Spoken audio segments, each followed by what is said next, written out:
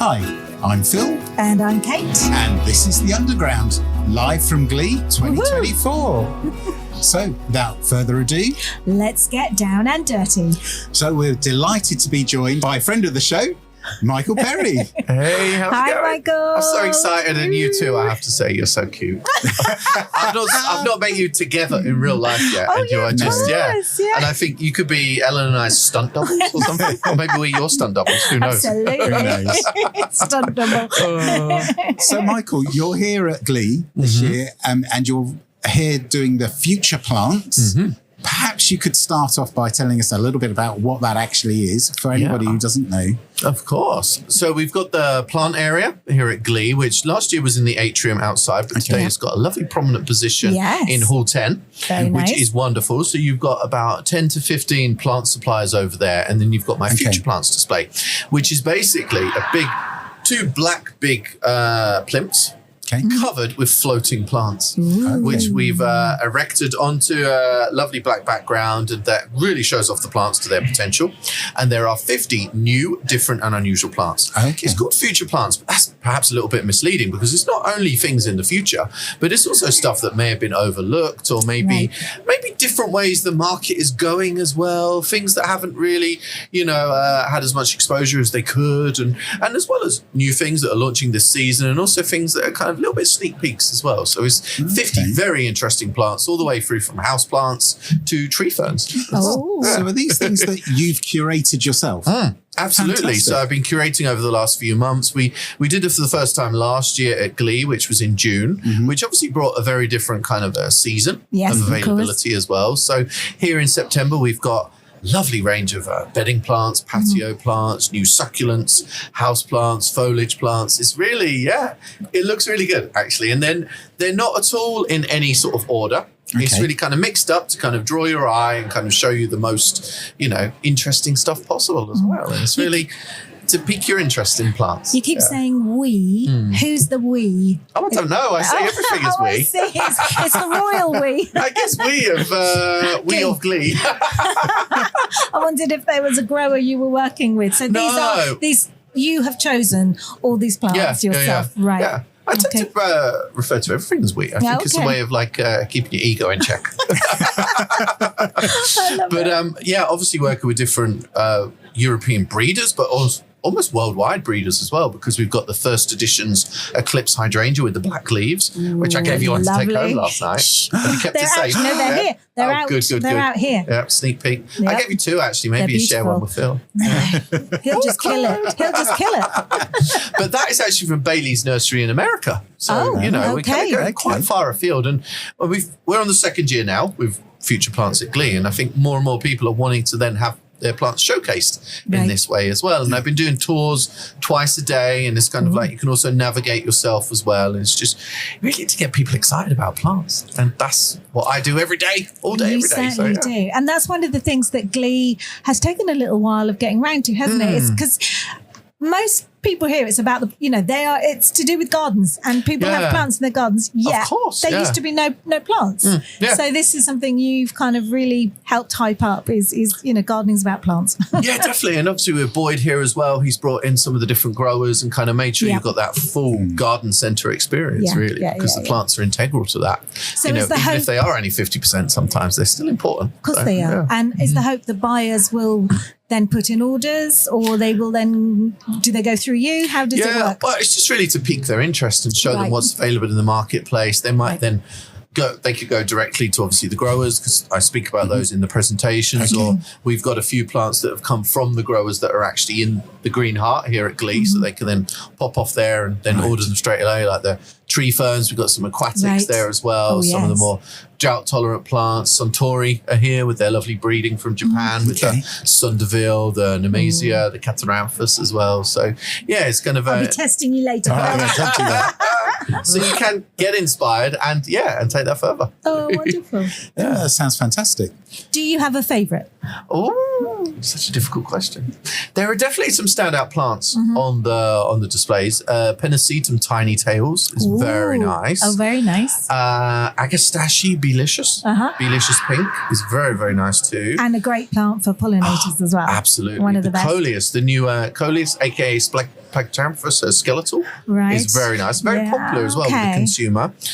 Also, some of the other Coleus, the Mystical series coming through from Florensis is very nice. I could go on all day. Of course you could, yeah. I love the groundbreaker hydrangea. Oh, yes, That's cool. really cool. And getting a lot of interest as well. And it's kind of does what it says on the tin. It's ground cover hydrangea.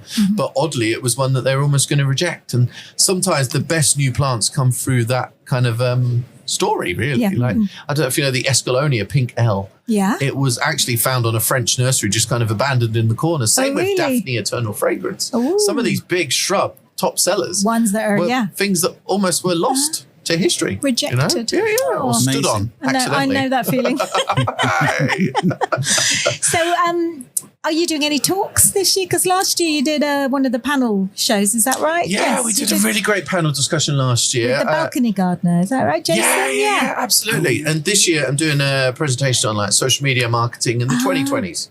So talk about how to use social media in the best way, different ways to market as well, because we always think, oh, it's all about Instagram or Facebook. But no, you could advertise through a podcast. You could advertise through Substack newsletters, but also real life. We forget about real life. What? Pop-ups, collaborations, kind of like maybe sponsoring a stage at a flower show, getting your plants on TV. There's so many different ways to work that we forget about sometimes. Well, talking about pop-ups, we've had the people from the Talent Store on the podcast. So they were on brilliant space, haven't they just? And I know that you were involved in actually doing some mentoring for that, and you spoke to the whole team of them. They had a day where they met you, and also Debbie Flower Day as well, and Boyd as well. And Boyd, So tell us a little bit about your involvement there and what sort of things you were talking to them about. It's mostly kind of Debbie and Boyd's project going on, but I was there right at the beginning of the project, kind of doing a presentation on different ways you could group plants together in a kind of retail environment. So kind of like, a lot of my kind of like trying to think out the box kind of methods and stuff. And it was like, maybe we could plant something seasonally. Maybe we can have a plant of the month. And then maybe strawberries, for example, we show every aspect due to strawberries, like strawberry jam, strawberry shortcake, but also strawberry bare root plants, strawberries in a basket, all the different ways you can use it to really get all that inspiration in one place. Because I think especially for beginners, like let's think about tomatoes for a moment. Wouldn't it be great to go to the garden centre, start to grow tomatoes as a beginner, but actually have everything you need there on the same bench? Yes. But you kind of have to go off and search here. Let's go get the compost. Let's go get the fertilizer. What about having it all there, even as a kit? A hamper. That would be cool to grow your own tomatoes. So trying to give a bit of insight of, I'm primarily, a mail order kind of boy, but like I see retail through a consumer's eyes almost, but a consumer with a bit more awareness. So I kind of like feel like I can step back and be like, why haven't you thought of doing it like this? Or educating a little bit and getting the customer involved in the choice. So like a shopper journey. I think that really is it. And I travel a lot. I see a lot of different countries and different gun centers in different countries. And I think like mostly in the Netherlands, I see they have a very good kind of journey through the garden centre, kind of like IKEA, kind of going around, like you can't turn around or go back, but there are shortcuts. You're locked in. Sophisticated and kind of like, and you have got all you need in the right sections. And I think it helps to educate as well as help people buy stuff. Because if you educate them, they'll come back. If they just buy it and they don't have the know-how, it might die, it might not perform, and then haven't got the confidence to go back, or they feel like they failed. So not just A to Z of shrubs, make it more interesting. Needs to be something more, for sure. Yeah, inspirational. So have you had a chance to look at the two Talent Store pop-up stands? I like the Pet Safe one is very, very interesting, the way they've curated that. That's certainly educational. The houseplant one is like bang on inspiration as well. We've got this like very low kind of almost like coffee table-ish thing, and the Photonia chair as well. Yes, really amazing. Cool. And of course, these aren't necessarily take-homes, but they're kind of fun. And it kind of sparks you into what you could do with houseplants and gets you excited. And I think sometimes it's not about direct take-homes. It's just about exciting people and making people think about plants as often as they can. So it's towards the end of the first day. Have you had a chance to have a look around the the show?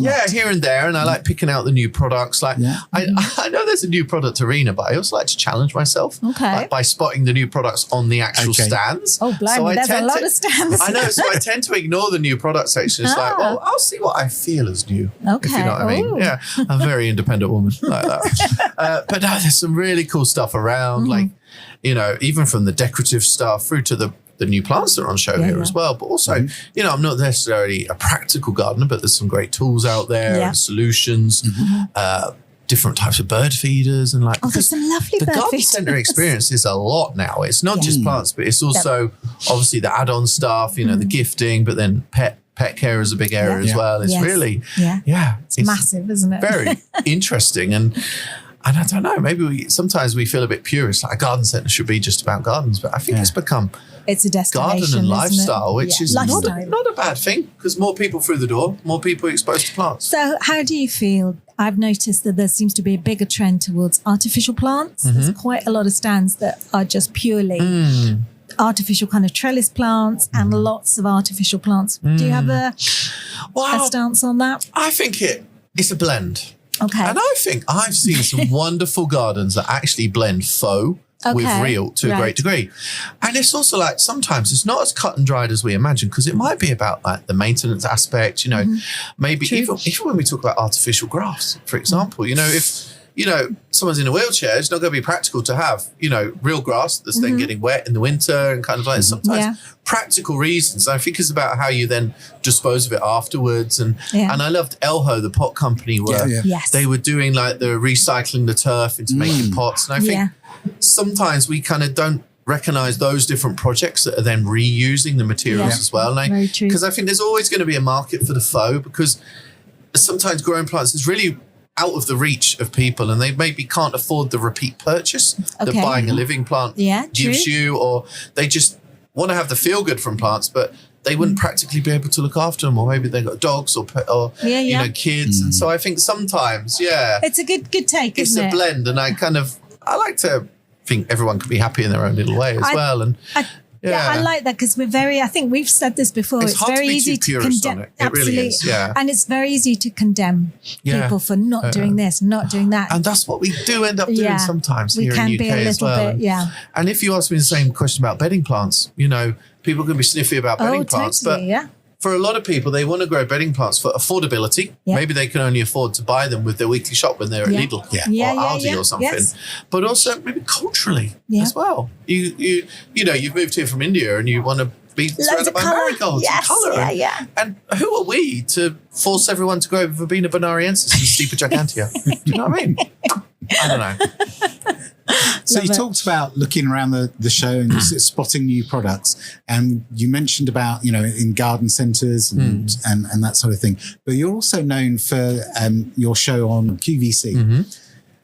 Is there a difference between a product that would work in QVC as opposed to one that worked in a garden centre? And what differentiation would you make? Actually, there was a lady here earlier. I was on her stand. She did these really beautiful like inserts for a vase. Oh, we're gonna get her on tomorrow. She's the lady. And I was there with Lily from YPHA, and we were kind of like, oh, this could be great for QVC. And I was like, well, no, not actually, because it's a bit too premium, highbrow, high price point as well, which is not going to work. So we need to be honest about that. And maybe she's got a product that's maybe better for like Fortnum and Mason or kind of like Liberty or something. Which we've got to be honest about. That's a compliment to someone. That's not you know, not the opposite. And so we've got a specific demographic, which is generally 55 to 65 female, kind of buying a particular type of plant. And like, it's hard to move outside of that, but the education can happen there sometimes slowly. And of course, they do have a need for the faux that we mentioned, and they do have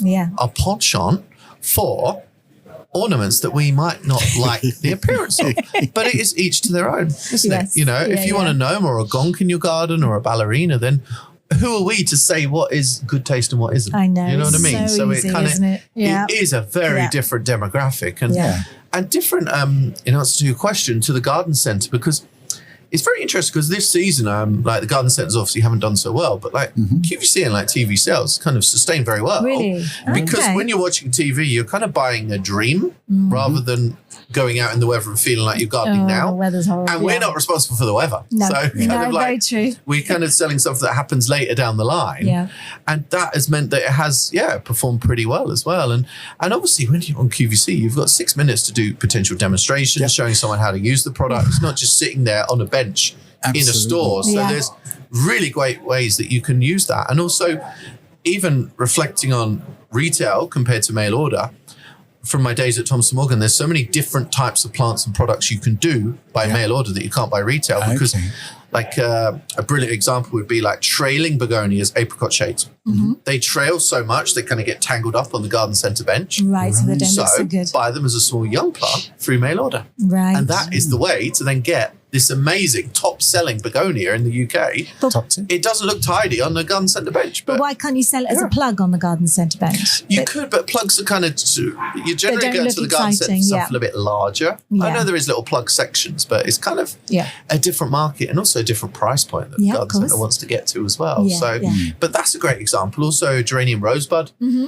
It's not a tidy plant when it looks young. But it doesn't matter to the consumer because as long as it looks sexy in a basket when it gets going, that's fine. But not everything looks good on a garden centre trolley. And not everything fits on a garden centre trolley. Yes. But when it's a young plant by mail order, you can sell that stuff, and you can also work with smaller numbers as well. Yeah. You know, I was always at Thomson Morgan hunting around in the skip to get the rejects because it was like, you might not have 100,000 for the garden centre, but you've got 10,000, which is going to be brilliant for a mail order exclusive. Right. And it's a rosebud flowered geranium. It's beautiful. Oh, gorgeous. So, really pretty. Fantastic. When do you start planning for next year? I never plan anything. Are you crazy? Who plans? I've told you about my 5-year plan, haven't I? Yes. Yeah. I'll remind listeners in case they hadn't heard it. I don't believe in 5-year plans because I think if you have a 5-year plan, all you do is sit there lazy until the end of year 4 and then you cram it all in like your homework. Don't have a plan because when you've got a plan, you ignore anything on the side. You become really blinkered. Yeah. No, you just have a rough plan, but be able to pivot, be able to turn, about turn, and you've got to be flexible. That's the thing. Otherwise, you miss opportunities. So, no, I don't have a plan, Phil. Fair enough. In answer to your question. And also, it helps you be dynamic. And like in this game, I'm sure you guys know, it's like, I don't know which flower shows want to book me next year yet. And also, I'm not...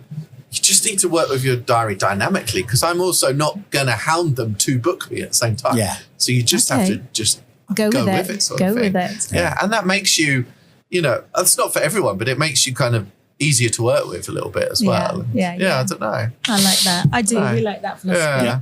Although we try and plan a lot, don't we, Phil? Try to get some plans in place. To a degree, some stuff you need to, of course, booking in people for podcasts and that schedule of that and stuff. But useful. You should never be afraid to change the plan. No. I think that is the key. Absolutely. Absolutely. Yeah. Wonderful. Well, shall we call it a day there? What do you think? It's been a long old day and I'm sure you're tired, Michael. Your last one, darling? You're our last one, but not least at all. Thank you so much for making the time. I know how busy you are, Michael. It's cool, so I really appreciate it. And lovely to see you. You too. Yeah. Take care. Enjoy the rest of the show.